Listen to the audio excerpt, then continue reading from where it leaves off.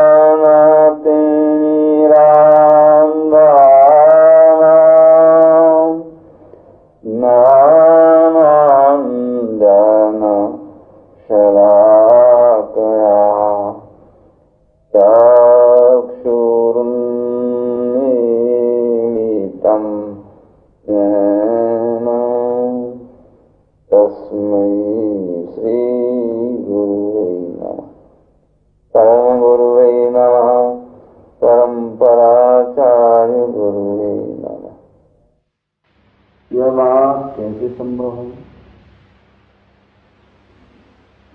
नीचे कहे जाने वाले वाक्य प्रत्येक मुमुक्षुओं के लिए मैंने असंख्य सत्पुरुषों की सम्मति से मंगल रूप माने हैं, मोक्ष के सर्वोत्तम कारण रूप माने हैं।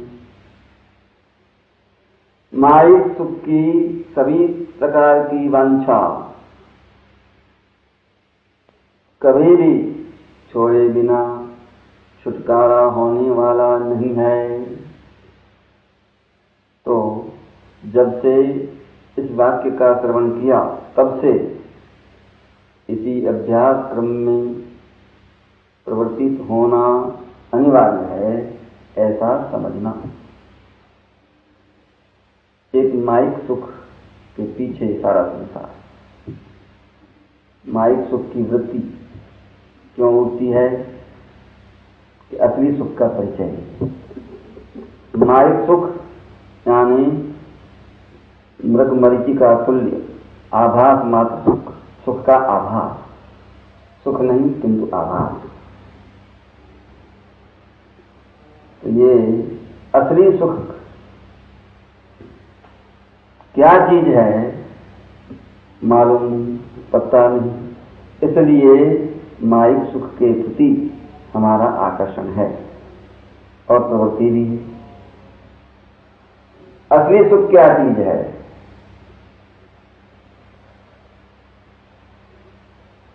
वास्तव में सुष्ठुतया खनति इति सुख, अपने चैतन्य प्रदेश में जो कचरा जमा हुआ है, मल, शुभाशुभ कल्पना करते रहते हैं और मल जमा होता है।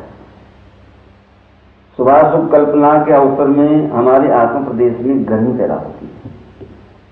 उस गर्मी को निमित्त करके आसपास के वातावरण में से कारमान क्वालिटी के स्कंद जो पुद्गलों का बना हुआ है वो गैस होकर के जम जाते हैं।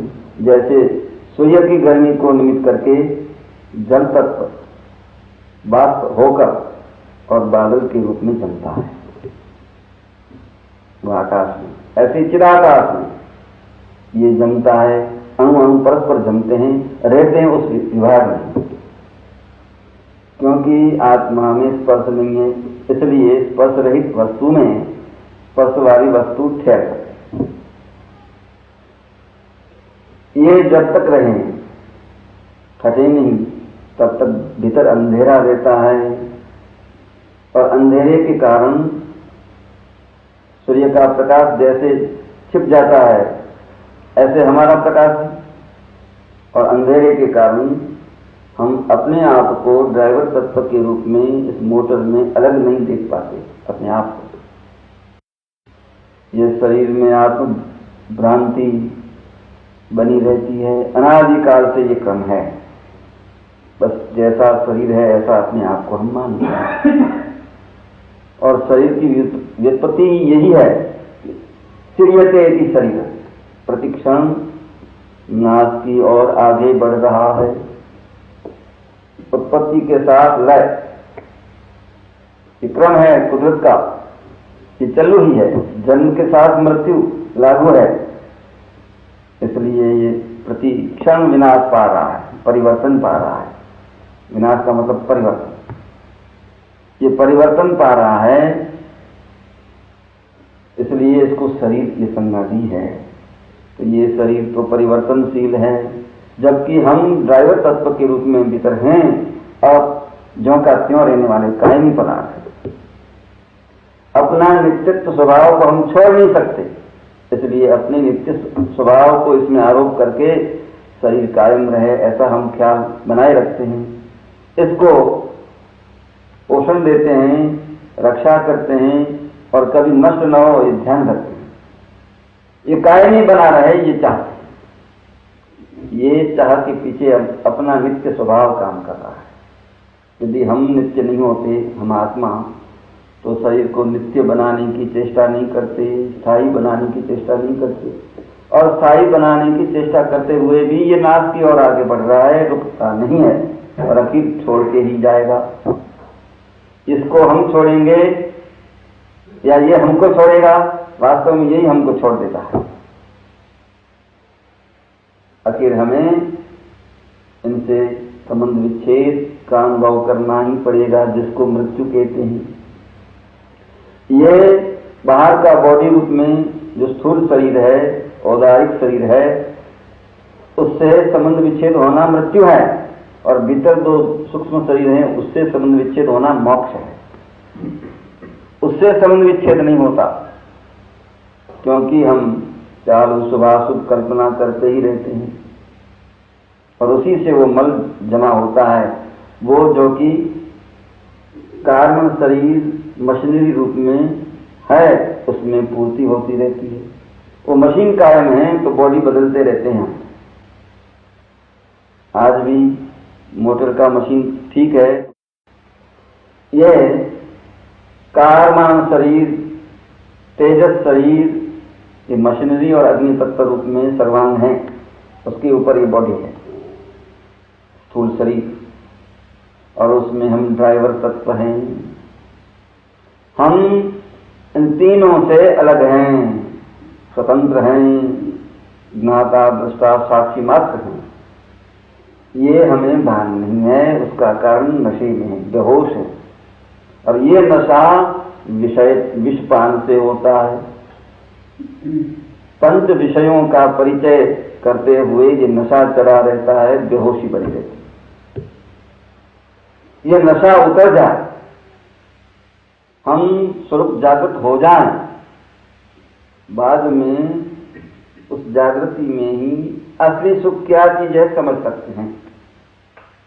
और माइक सुख वास्तव में वो सुख नहीं, सुखाभास है, ऐसा हम निर्णय कर पाते हैं और उस और मुंह मोड़ देते हैं, उसको परित्याग कर देते हैं, उस प्रकार की वृत्ति नष्ट कर सकते हैं। तो ये तो असली सुख की अनुभूति हमें जब तक नहीं है और भ्रांति मोहदशा बेहोशी कायम है, तब तक हम कुछ नहीं कर सकते, असली सुख के प्रयत्न में सफल नहीं हो सकते। इसलिए ये हमारी जो भूल है, ये भूल हमारी समझ में बराबर बैठ जानी चाहिए। और भूल मिटने के पश्चात जो कुछ कर्तव्य है, उस कर्तव्य का हमें भान होना चाहिए। वो भान अपने आप नहीं होता, अनादि काल से ये परिपाटी चली आ रही है, इसलिए हमें परिचय नहीं है, कैसे भान हो? तो कोई जगाने वाला चाहिए। इसलिए जगाने वाले ये बात कहते हैं कि माइक सुख की चाह को छोड़ दो। तुम्हारे लिए, अपने ड्राइवर तत्व के लिए बाहरी अणु परमाणु जन्य कोई भी चीज काम में नहीं आती, और जो काम में आती है वो चीज अपने में है, उससे ही अपना भंडार भरपूर है। कहीं बाहर से लाना नहीं है, केवल उसको जानना है, समझना है और फिर परिचय करना है। तो समझने के लिए समझाने वाला चाहिए, और इसलिए सद्गुरु अनिवार्य हो जाते हैं। जिन्होंने इस तथ्य को समझा है, यही समझा पाते हैं। इसलिए ऐसे समझदार व्यक्तियों को सद्गुरु सत्पुरुष कहा है। इस अभ्यास क्रम में प्रवेश स्वतः हो जाता तो सद्गुरु मार्गदर्शक की आवश्यकता ही नहीं होती, किंतु स्वतः प्रवेश नहीं हो पाता, इसलिए सद्गुरु का सत्संग अनिवार्य हो जाता है। अतएव दूसरी कलम में आप फरमा रहे हैं, किसी भी प्रकार से सद्गुरु की खोज करो, शोध करके उनके प्रति तन मन वचन और आत्मा पूर्वक अर्पण बुद्धि करो।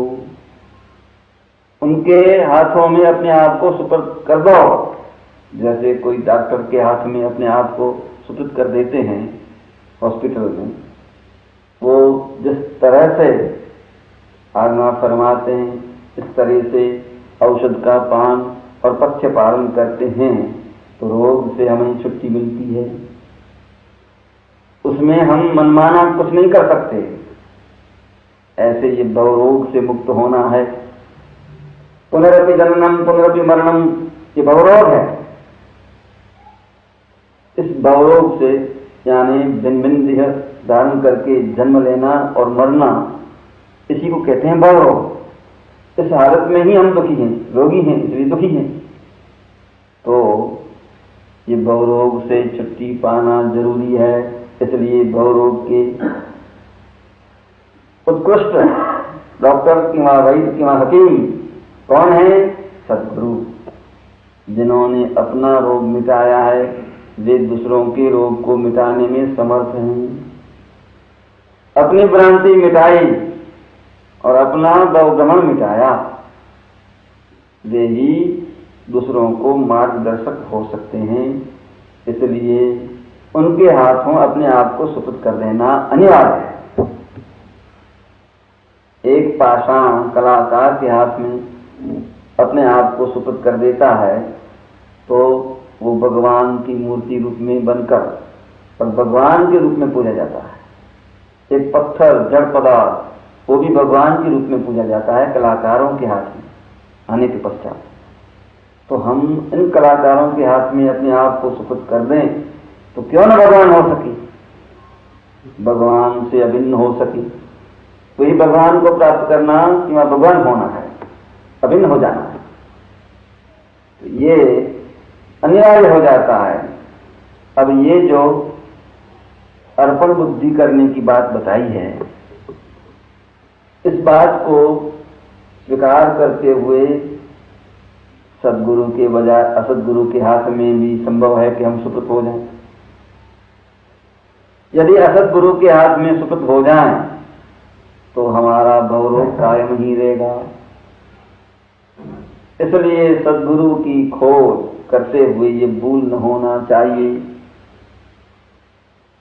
वास्तव में सर्वांगीण समाधान स्याद्वाद न्याय से होता है और जिनकी वाणी स्याद्वाद पूर्ण है, अस्ति और नास्ति उभय स्वभाव को लेकर के वस्तु का प्रतिपादन करने वाली वाणी स्याद्वाद वाणी है। को है रूप में और नहीं है उसको नहीं है उस रूप में, जो वाणी ठीक ठीक बता सकती है। इसलिए स्याद्वाद न्याय को समझना भी जरूरी है। चालू किसी भी पदार्थ को परिचय में आने वक्त केवल है इस बात को स्वीकार करके चलेंगे तो भी काम नहीं चलता। जैसे अभी एक भाई अपने घर से इधर आए, तब घर पर कोई आदमी पूछा करने के लिए आए, उनकी तलाश करने के लिए आए, पूछेंगे कि अमुक भाई इधर हैं कि नहीं हैं। ये नास्ति का स्वीकार करना पड़ता है। यहां नहीं है पर और कहीं पर हैं, इसका ये मतलब है। नहीं है ये है पूर्वक हम बोलते हैं, समझ जाते हैं। यहां नहीं है और किसी जगह पर गया हुआ है, वो व्यक्ति है पर यहां नहीं। अथवा जिसको बराबर सूझता नहीं, आंखों कमजोर है, वृद्ध आदमी है, दो आदमी उनको मिलने के लिए आए तो उनमें से अमुक व्यक्ति को सूझता नहीं है, इसलिए पूछ सकता है कौन अमुक भाई हैं आप? नहीं, मैं वो नहीं हूं, किंतु मैं यह हूं, मेरा नाम पूनम चंद है।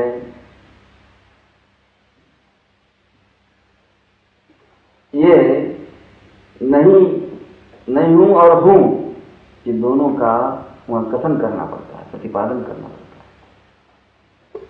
तो आज की बात नहीं, अनादिकाल से हम जिस रूप में हैं उस रूप में हम भूले हुए हैं अपने आप को और मानते हैं कि ये मैं हूं।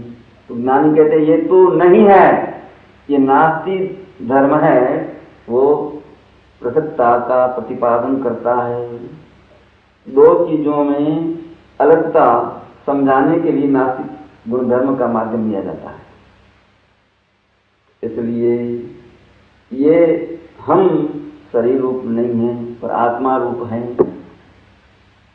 जिस रूप नहीं है वो नास्तिक गुण के माध्यम से ही हम बता सकते हैं कि उस रूप में हम नहीं हैं। तो इस रूप में यानी चेतन स्वरूप है, जड़ स्वरूप नहीं है।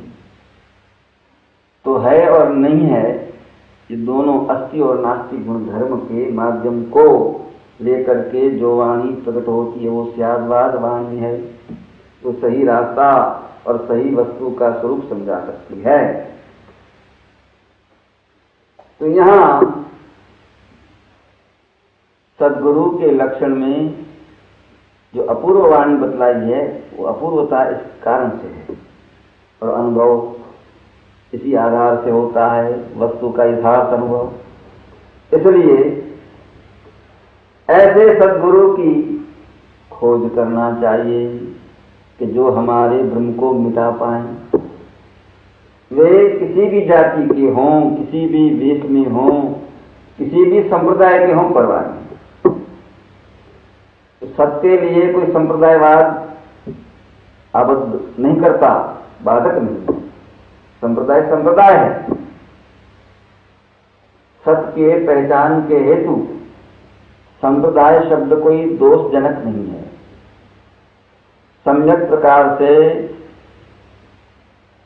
अच्छी तरह देने योग्य देना, यह है संप्रदाय शब्द का अर्थ। संप्रदाय, दाय यानी देने योग्य,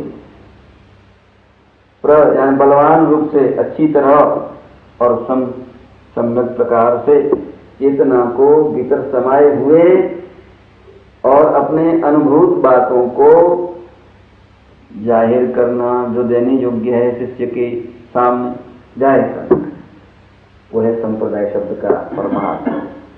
ये कोई बुरी चीज नहीं, पर संप्रदायवाद बुरा है।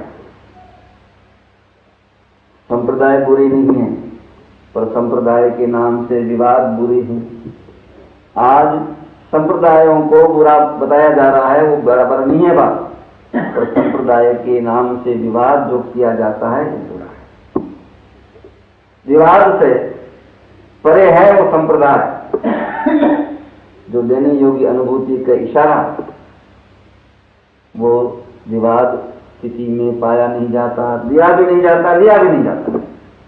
इसलिए संप्रदाय के नाम से जो विवाद होता है वो बुरा है, और वो बुरा है इसलिए संप्रदाय बुरे हैं, ऐसा प्रतिपादन होता है। और एक दूसरे को निंदित किया जाता है, निंदा करते हैं एक दूसरे की, और ये अज्ञान का लक्षण है। किसी भी संप्रदाय में जो असली महात्मा होते हैं वे संप्रदाय को बुरा नहीं बतलाते।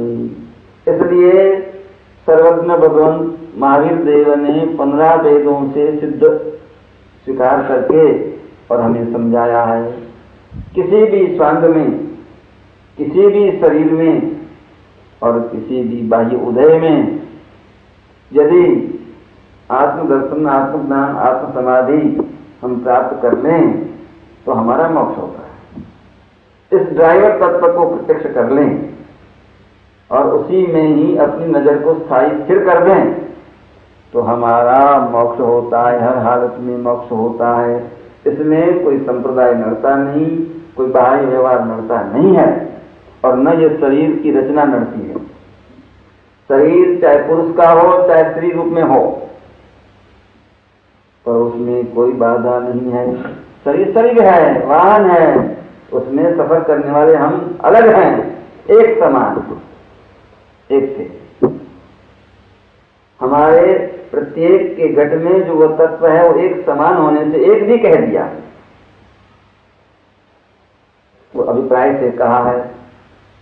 इसलिए हम ऐसे सद्गुरु को खोजें कि जो संप्रदाय जन्य विवाद से परे हों, ऊंचे उठे हुए हों, और सभी संप्रदायों के रहस्य को वो प्रकट कर सकते हों, जिससे कि संप्रदाय के अखाड़ों में से हम मुक्त हो जाएं और किसी भी संप्रदाय के माध्यम से बाह्य व्यवहार करते हुए अपने अभ्यंतर व्यवहार की शुद्धि करें।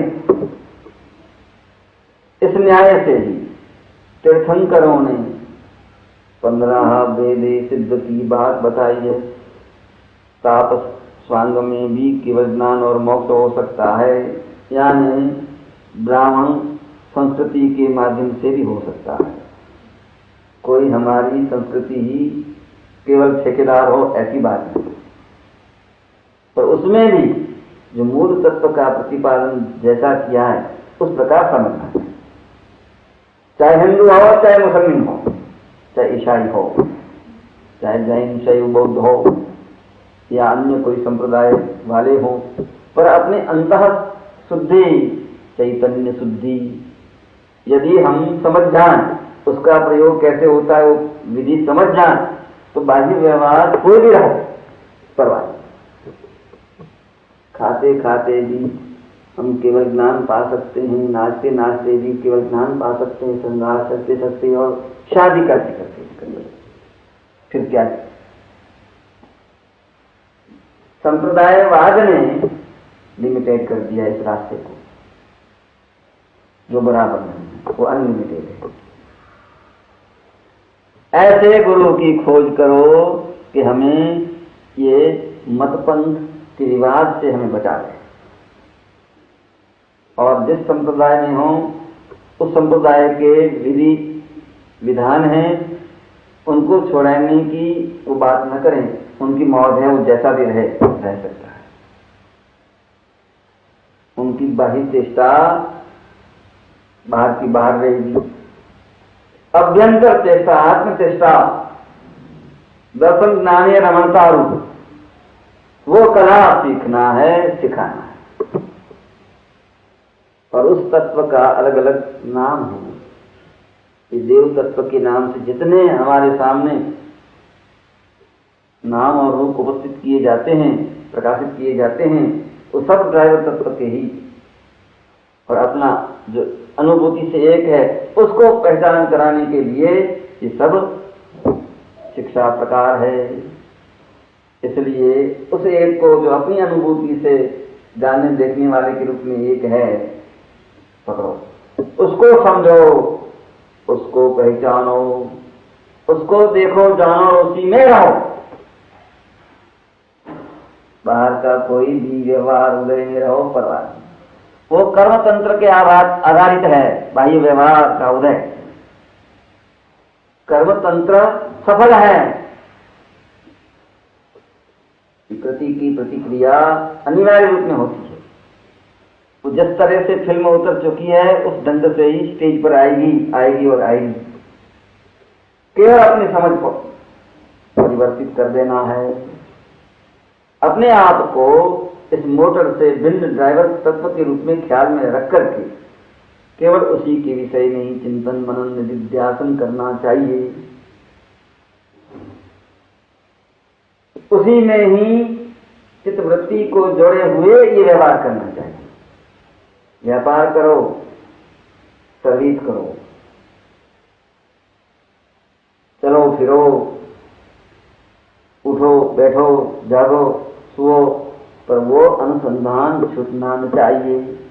बस यही तो आत्मा की चेष्टा है, अपने आप की देह भिन्न खातरी प्रतीति,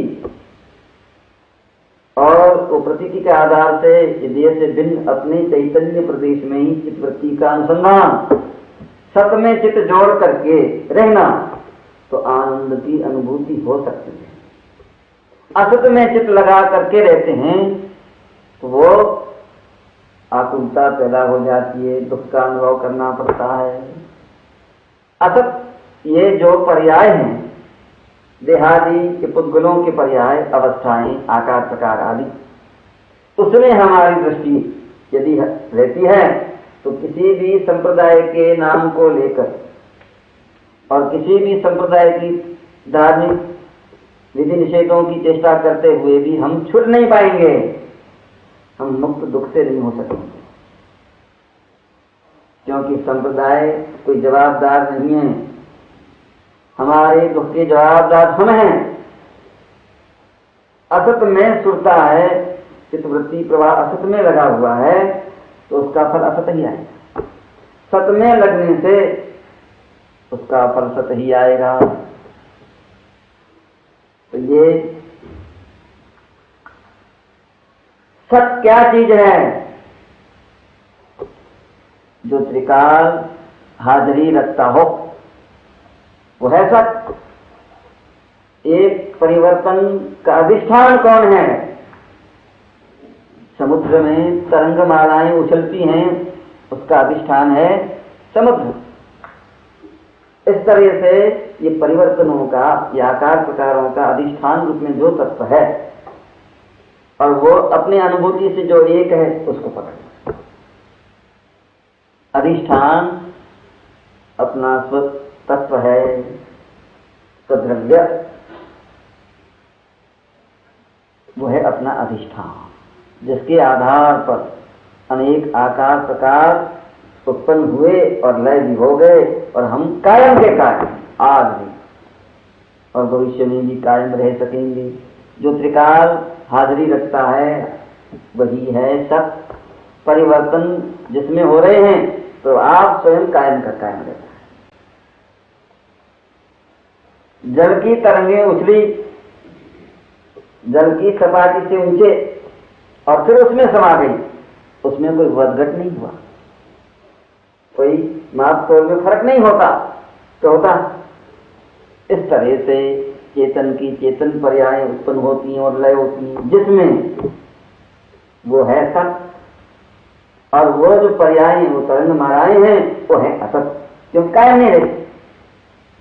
जो कायम रहे वो सत और कायम न रहे वो असत।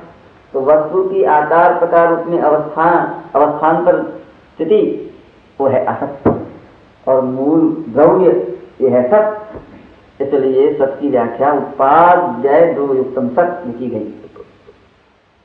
सत में ही जिनका उपयोग है दर्शन ज्ञान चेतना, तो सत को ही देखने और जानने में लगी हैं और करते हैं सतपुरुष। ऐसे पुरुषों को खोजो, वे हैं सदगुरु। कोई महान है, सबको पाने वाले वास्तव में महान है। क्यों महान है? दूसरों की सेवा लेना छोड़ दिया और जो ली है वो दे रहे हैं और दे चुके। सेवा लेना अनादिकाल से हमारा कि मोटर के पीछे दुनिया की सेवा लेते ही चले आ रहे हैं। केवल लेना ही लेना जानते हैं, देने में कमजोर हैं, तो कर्जदार बन चुके। क्योंकि लेना कम और देना कम और लेना अधिक, कर्जदार है। तो विश्व की सेवा प्रत्येक व्यक्तियों से प्रत्येक जन्म में हमने कुछ न कुछ सेवा ली है।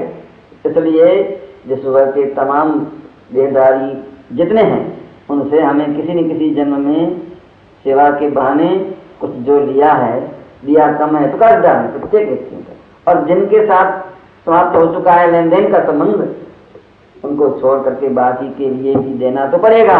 इस दुनिया से तब तक छुटकारा नहीं जब तक की सेवा की भरपाई न कर लें। इसलिए हम जनता जनार्दन की सेवा करें। ये भक्ति मार्ग के माध्यम से बात बताई गई है भक्तों के मुख से। उनकी परिभाषा स्वतंत्र है। वास्तव में उनकी सेवा नहीं कर रहे हैं, हम अपनी सेवा कर रहे हैं, कर्जदारी कर रहे हैं। उनको लिया है और उनको देना क्या कोई उपकार थोड़ा है? ली हुई चीज वापसी लौटाना ये कोई उनका उपकार नहीं, अपना उपकार है। उनसे हम ऋण मुक्त हो गए, इसलिए अपना उपकार हमने किया। इस न्याय को अपने हृदय में गहराई से जमा करके और सेवा क्षेत्र में जब तक हैं तब तक देना अधिक और लेना कम, ये श्रेणी को अपनाने वाला माइक सुख की वासना से मुक्त हो सकेगा। व्यवहार की दृष्टि से और परमार्थ की दृष्टि से दोनों में ये बात लागू होती है। इसलिए ये कला जिसके जीवन में आ चुकी है और उस द्वारा अपना विकास आध्यात्मिक उन्नति साध रहे हैं या साध चुके हैं, उनमें से कोई भी हमारे शोध में आ जाए, वो मिल जाए, वो व्यक्ति उनका परिचय हमें प्राप्त हो जाए, उनके संग में रहें, तो वो कला हम सीख सकते हैं। ये मुख्य गुरुचारी है। सदगुरु की खोज में ये गुरुचारी है। केवल बाहर का दिखावा बदल लिया, साधु का स्वांग सज लिया, धर्म ग्रंथ कंठस्थ करके उपदेश देने की कला सीख लिया और उपदेश लेक्चरशिप चालू कर दी, इतने मात्र से कोई सदगुरु नहीं हो पाता। तो उपदेश द्वारा जो रहस्य प्रतिपादित होता है उस रहस्य को जिन्होंने पा लिया वे ही सदगुरु हैं, जिन्होंने सत को पा लिया। तो ऐसे यदि कलाचार्य सत के शिक्षक मिल जाएं यदि हम मुमुक्षु हैं तो मिल जाएंगे, क्योंकि मुमुक्षुओं के नेत्र महात्मा को पहचान लेते हैं। उनकी आत्मचेष्टा विशेष रूप में हम नहीं समझ पाए तो वाणी तो समझ पाएंगे। और एक बार इन सत्पुरुषों की वाणी हम सुन लेंगे तो दूसरे की वाणी सुनते हुए ख्याल में आ जाएगा ये वाणी सत्पुरुष की है असत्पुरुष की। सत को जगाने वाली है, सत को पहचान कराने वाली इसमें सामर्थ है या नहीं है, ये हम समझ पाएंगे। केवल मोक्ष भाव हमारे हृदय में हो तो जरूर हमें सत्पुरुष मिल जाएंगे। यदि इस दुनिया के कोई सत्पुरुष देहधारी रूप में नहीं भी मिले तो दूसरी दुनिया के सत्पुरुष देव शक्ति संपन्न दिव्य शक्ति धारी यदि हमारे दिल में सच्ची लगन है तो हमारे आंख के सामने प्रकट हो जाएंगे। हमारे मार्गदर्शन की जो आवश्यकता की पूर्ति करना है वो उनसे हो जाएगी और वो अदृश्य हो जाएंगे, दूसरे देख नहीं पाएंगे। यदि सच्ची लगन है तो वास्तव में लगन चाहिए सच्ची। माइक सुख की चाह हमारे किसी भी रोम में नहीं होनी चाहिए, तो जरूर ये मार्गदर्शक अदृश्य शक्ति वाले हमारे दृष्टि मर्यादा में आ जाते हैं, निर्विवाद सत्य है। कई व्यक्तियों ने ऐसा अनुभव किया है और कर भी रहे हैं। इस काल में ये बात संभव है, असंभव नहीं है, पर होना अपना मुमुक्षु भाव अनिवार्य रूप में। यदि मुमुक्षु भाव नहीं है तो ये कुदरत की करामत का रहस्य हम नहीं पा सकेंगे। इसलिए प्रथम कलम में माइक सुख की चाह को विसर्जन करने के लिए आपने जोर दिया है परम कृपालु ने। उनके हाथों यदि मिल जाएं तो हम सुखद हो जाएं। उसका मतलब ये नहीं है कि उनको हमारे शरीर की, हमारे वचन की, हमारे मन की और हमारे धन की और हमारे आत्मा की उन्हें कोई गर्ज है, इसलिए वो हमारे शरीरादि का लाभ उठा रहे। वास्तव में सदगुरु अपने शरीरादि से कोई मतलब नहीं, अपने धन से मतलब नहीं, तन से मतलब नहीं, वचन से मतलब नहीं, किंतु उनके शरण में रहने से, उनके आश्रय में रहने से उनकी चेष्टा का हमें भी पता लगता है। वो जो सुख पा रहे हैं वो सुख की कला हमें इशारा के रूप में समझाती है और उनके इशारे के अनुरूप अपने शरीर को, अपने वचन को, अपने मन को वापरना, यही उनके चरणों में चला देना है, उनकी रजा में राज रहना। उन्होंने जिस दिशा में जाने की मना की न जाना, जिस चिंतन को न करने की बात कही वह चिंतन नहीं करना और हाँ कही वो करना। ऐसे वचन उच्चारण और शारीरिक चेष्टा भी जहाँ मना की वो नहीं करना और हाँ कही वो करना। बस यही उनके चरणों चला देना। मन चोर न होना, मुंह से कह दें कि आपका ही मैं हूँ, ये मन, वाणी, शरीर और आत्मा आपको समर्पित आज से, और फिर उनके चरणों में चढ़ाया हुआ मन को चुरा करके उन्होंने ना कि ऐसी कल्पनाएं हम करें उस मन से, ये तो मन चोर बने। सच्चे भक्त न हो मन चोर, सच्चे भक्त न हो मन चोर। सच्चे भक्त वे हैं कि जो मन के चोर नहीं, उनके चरणों चढ़ाई हुई चीज अपने काम में नहीं आती फिर। हाँ, प्रसाद रूप में वो कुछ देते हैं तो प्रसाद रूप में उन्होंने मन को इस रूप में वापरने के लिए आज्ञा दी कि कोई व्यर्थ चिंतन मत करना, किसी भी दृश्य को देखते हुए दृष्टा का ख्याल साथ में रखना कि देखने वाला जो है वह मैं आत्मा हूं, हम ब्रह्मात्मी। केवल दृश्य के विषय में ही चिंतन नहीं करना, केवल ज्ञेय के विषय में ही जानने की चेष्टा न करना, किंतु इन सब को देखने जानने वाला जो अपनी अनुभूति से एक है उसका ख्याल रखते हुए ये सब कुछ करना। तो क्या होगा? इष्टानिष्ट कल्पना नहीं होगी, ये क्षोभ नहीं होगा, ये दुख नहीं होगा। ये दुख की दवा का सेवन करना। गड़बड़ में क्यों डालना? मानसिक गड़बड़ क्यों खड़ी करना, इस तथ्य को यदि ख्याल में रख करके और व्यवहार मर्यादा में रहेंगे, घर में या वन में, कहीं भी, हर हालत में सुखी रहेंगे। आत्म प्रदेश में जो कचरा है वो कचरा अपने सुख में बंद न हो, इस तरह से खनन क्रिया को दूर होता जाएगा। इसलिए उस स्थिति को सुख कहा। सुष्ठु तया खनति इति सुख।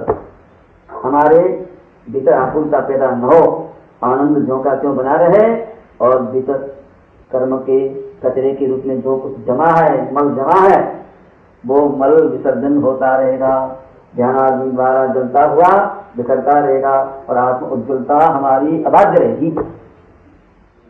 इस रूप में अपने कर्म के कचरे को खोद करके बाहर फेंकने की क्रिया होते हुए भी हमारे आत्मा में कोई शोभ का उद्भव नहीं हो सकता। अतएव इस स्थिति को कहते हैं सुख।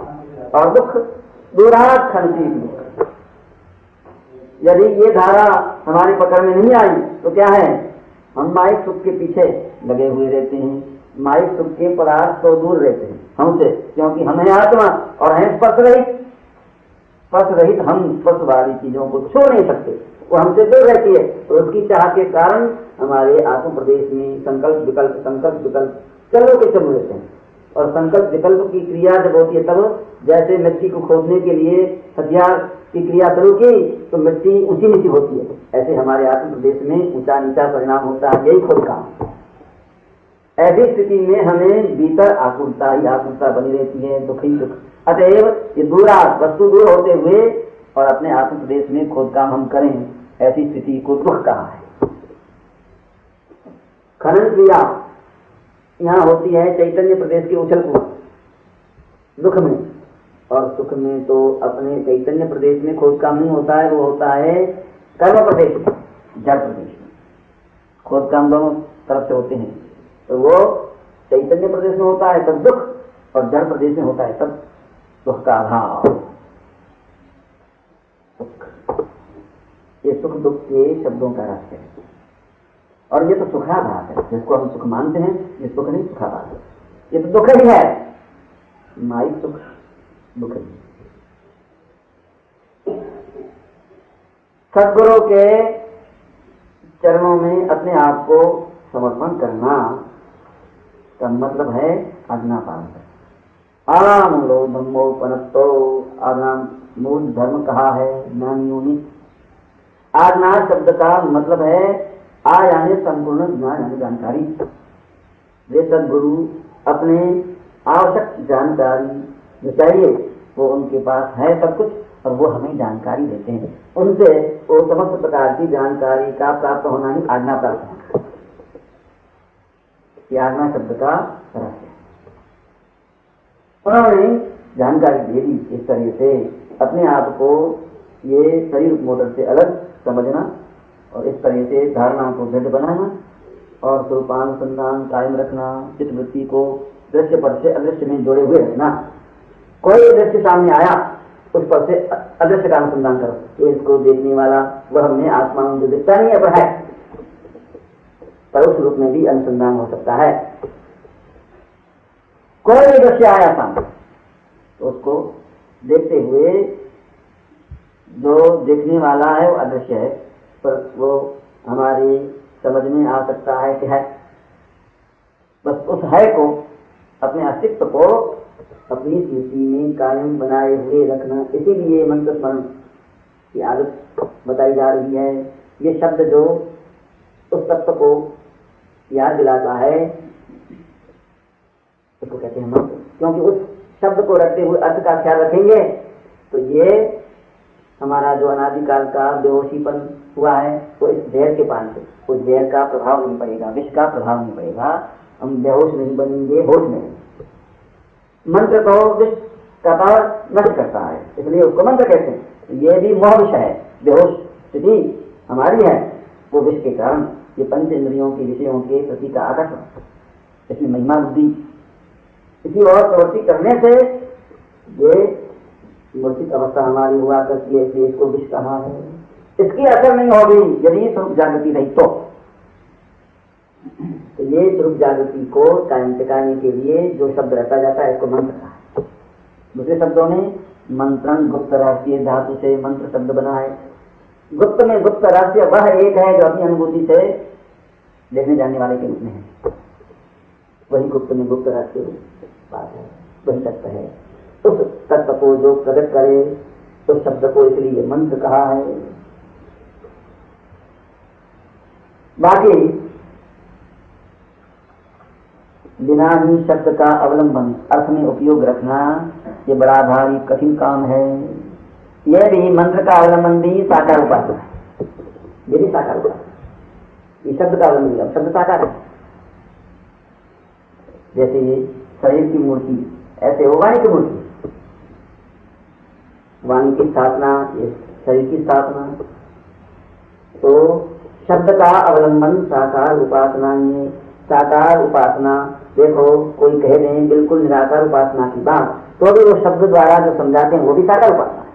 उसी के जरिए ही तो हम समझ पाएंगे। क्यों?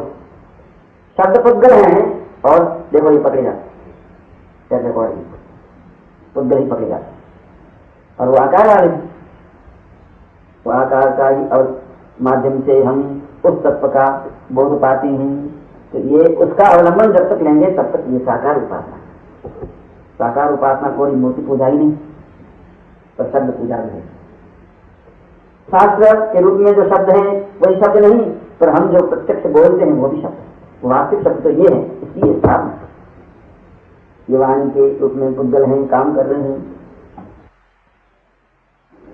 आकार सहित साकार, साकार यानी आकार वाला, आकार वाली, आकार वालों, गुजराती में। हिंदी में दो लिंग, हिंदी में नपुंसकलिंग नहीं है, कच्छी में नपुंसकलिंग नहीं है, सिंधी में नपुंसकलिंग नहीं है, गुजराती संस्कृत में है, गुजराती भाषा में, महाराष्ट्र भाषा में भी है, शायद है, और आपकी भाषा में आप हम नहीं जानते।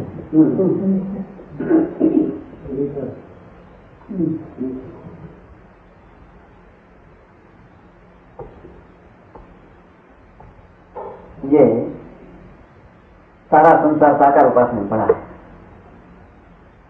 निराकार को यदि पाले तो तृप्त हो जाए, और ये है अतृप्त। तो ये साकार उपासना की हालत को पहचानी थी। जब तक निराकार उपासना की योग्यता न हो तब तक ज्ञानियों के केवल उन्हीं की ही आराधना करना, उपासना करना, ये प्रत्याहार करने के लिए आवश्यक है। ज्ञानियों के अभाव में ये है, और ये है शास्त्र और मूर्ति। यदि सद्भाव आए तो उनकी सीधी उपासना भी नहीं, साकार उपासना। तो उनके चरणों में हम जाएं, आत्मसमर्पण करें। जैसे डाकुओं ने आत्मसमर्पण कर दिया, कुछ एक विनोबा जी के चरणों में आए, चरण में। अब जो वो करना चाहेंगे आए वो करें।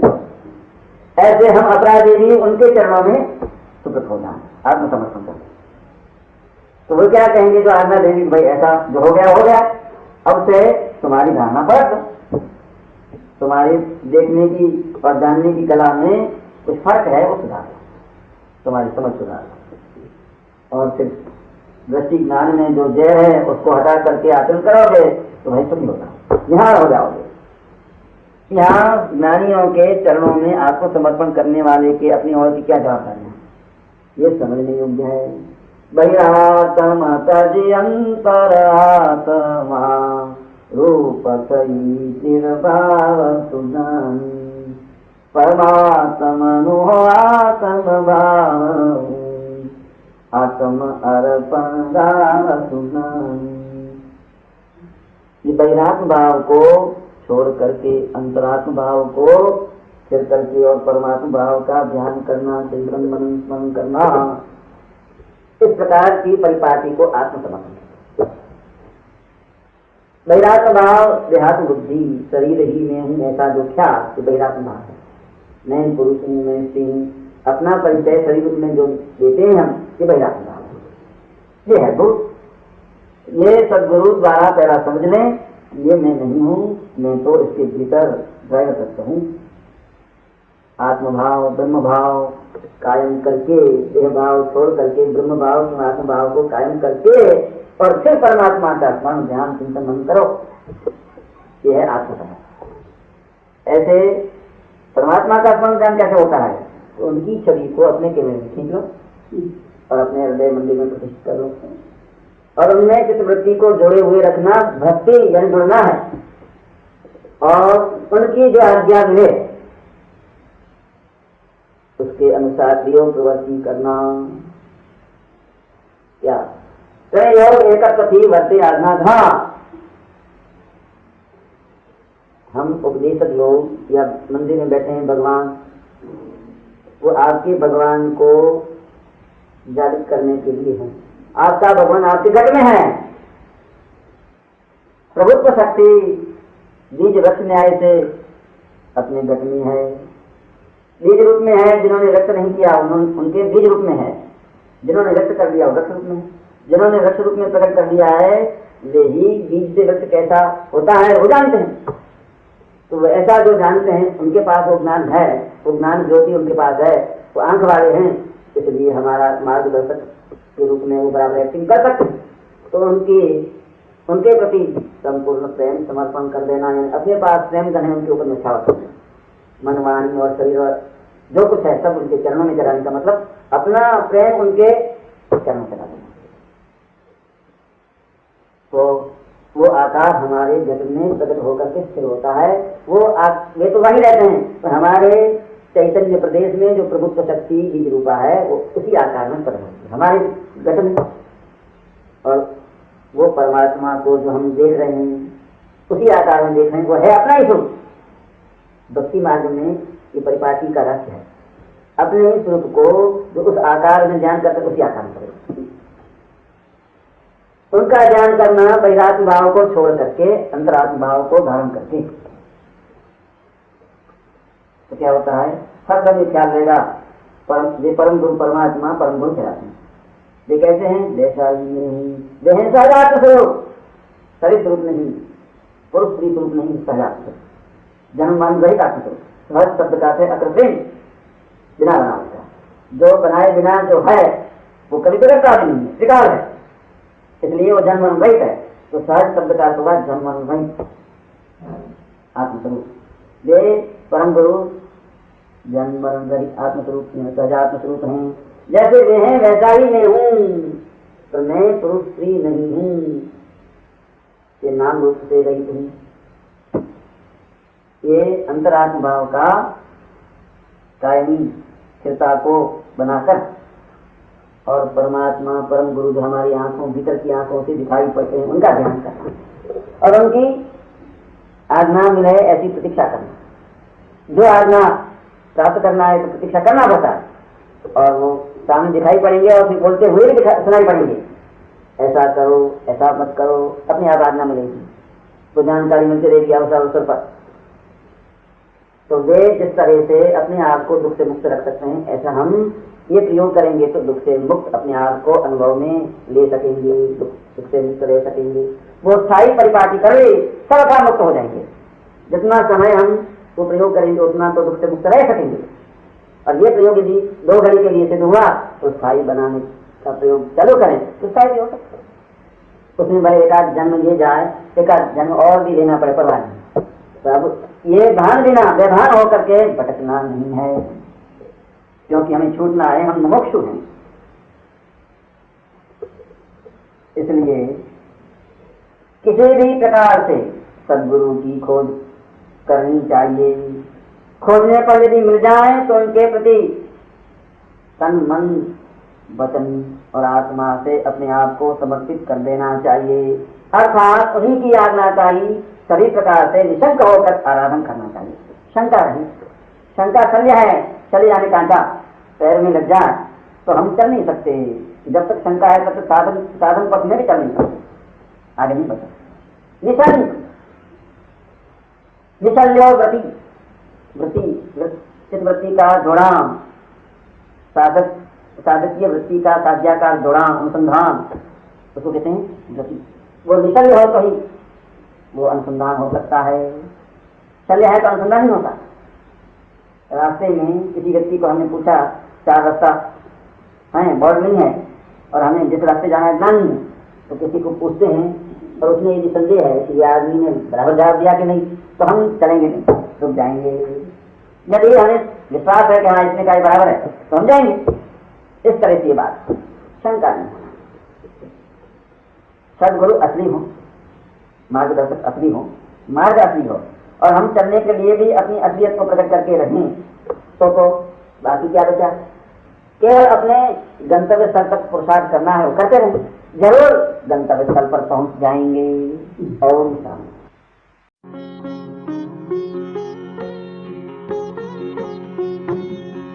Originally recorded by Ashram President Sri Chandubhai Tolia and Professor Pratap Kumar Tolia.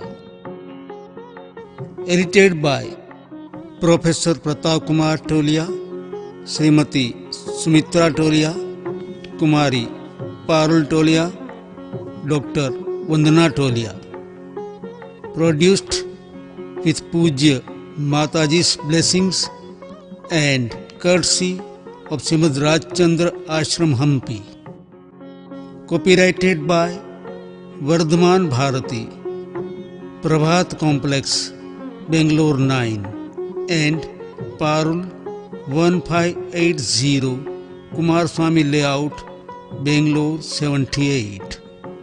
Thank you. Om Shanti Shanti Shanti.